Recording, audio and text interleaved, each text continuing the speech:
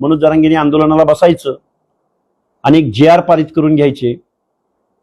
पण ते GR पारित केल्यानंतर महाराष्ट्रातल्या ओबीसीवरती त्याचा काय परिणाम होणार आहे, ओबीसींचं काय म्हणणं आहे, ओबीसींचा काय से आहे, याबद्दल महाराष्ट्र शासन प्रचंड उदासीन आम्हाला दिसलं. आणि हे एवढं उदासीन होतं की ओबीसींच्या कुठल्या शिष्टमंडळाला वेळ द्यायचा नाही, कोण उपोषणाला बसलं तर तिकडे फिरकायचं सुद्धा नाही.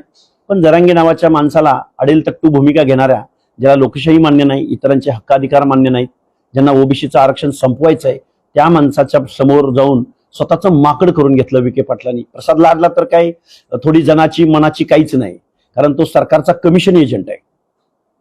आउटसोर्सिंगच्या माध्यमातून तो काल परवा माझ्यावर टीका करताना बोलला की मी 1,00,000 युवकांना रोजगार उपलब्ध करून दिलाय. पण प्रसाद लाड, तुम्ही सर्व जातीय तरुणांच्या, गोरगरिबांच्या पोरांच्या नोकऱ्यांमध्ये, आरक्षणामध्ये माती कालवण्याचं काम केलंय. त्यांच्या नोकऱ्या, त्यांचे रोजगार तुम्ही हिरावून घेतले. आता तुम्ही तुमच्या क्रिस्टल कंपनीच्या माध्यमातून सरकारची जी टेंडर घेता, ती टेंडर कुठल्या कुठल्या भागातली आहेत हे का मला सांगावंच वाटतंय. कारण एवढी पाप करून हा प्रसाद लाड गंगेमध्ये पाप धुवून घ्यायला मनोज जरांगेकडे आला होता. पण प्रसाद लाड, अशानं तुमची पाप धुली जाणार नाहीत. ते माकडावर एवढे हाणते तर तुम्ही माकडी नव्हा त्यांच्या पुढं, काय त्याला एवढं बरोबरी करायची. ते माकडावर विखे पाटील उड्या हाणते तर आपण माकडी व्हायचं, त्यांच्या पुढे जाऊन उड्या आणायचं, झालं. एकदा शेपूट जरी हलिलं तरी माकड बरोबर काम करतो. आणखीन एकदा सांगतो बाबा, मी याच्यावर बोलत नाही, मी त्याची दखल घेत नाही, मी कोणाची दखल घेत नाही. पण बाबा, स्वतःच्या जातीसाठी लढावं, गरिबांच्या लेकरांचं लय वाटलं होते धनगराचे. हेच काम आधीच केलं असतं, आमच्या काही विरोधात करीत नव्हती ओढी उदरीत बसून. हेच एसटी आरक्षणासाठी केलं असतं तर आत्तापर्यंत कल्याण झालं असतं त्या लेकराचं. करेनात का आमच्या विरोधात.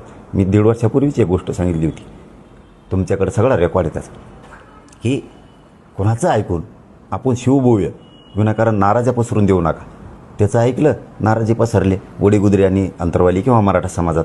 काही गरज नव्हती ना या गोष्टी करायची. आम्ही हे पण सांगितलं होतं त्याच वेळेस, आमचा शिवभाऊ जर ओबीसीचा मोठा नेता झाला तर आम्हाला आनंद होईल. उलट हे कोण कुंकडून कामान धामाचं त्या परळीवाल्याचं ऐकायचं आणि त्या लाभार्थी टोळीचं तेवढे कमेंटच्या जीवावरच करायचं. कमेंटच्या जीवावर नसतं, ते धनगराचे आडून घेतलं ते आणि साधून घेतात. आणि ते लाभार्थी टोळीला कामच तेवढे, त्यांनी सगळ्या जातीचा त्यांच्या देवारा करून टाकला त्या लाभार्थी टोळीचा.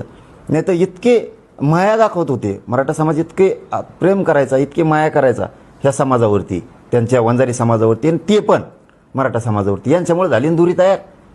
ह्यामधल्या लाभार्थी टोळीमुळे, याला हान, त्याला मार, त्याला कुठे हो, याच्याकडून पैसे वसूल कर, त्याच्याकडून कर, झाला देवारा सगळा. यांच्यामुळे ती माया कमी झाली ना मराठ्यांची त्यांच्यावरची. यांनी तेच घडून आणलं इथून मागं. ते उडी तर तेच केलं उडी गुजरीत.